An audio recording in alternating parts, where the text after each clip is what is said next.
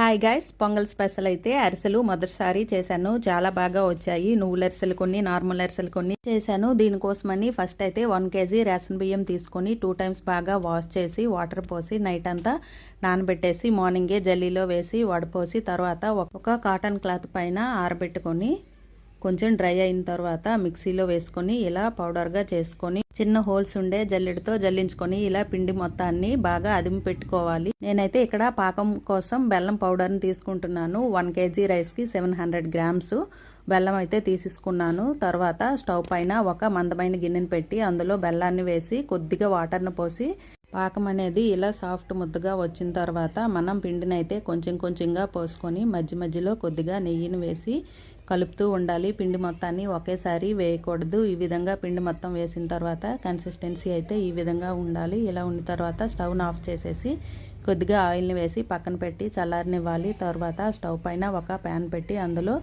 Deep fry కోసం ఆయిల్ని వేసుకొని కవర్కి నూనె అప్లై చేసేసి చల్లారిన ముద్దని రౌండ్గా చేసి ఆ కవర్ పైన ఇలా అరిసెల మాదిరిగా ఒత్తుకోవాలి. నువ్వులు కూడా వేసి ఒత్తుకోవచ్చు పైన. నేనైతే నార్మల్ అరిసెలు కొన్ని, నువ్వుల అరిసెలు కొన్ని చేశాను అనమాట.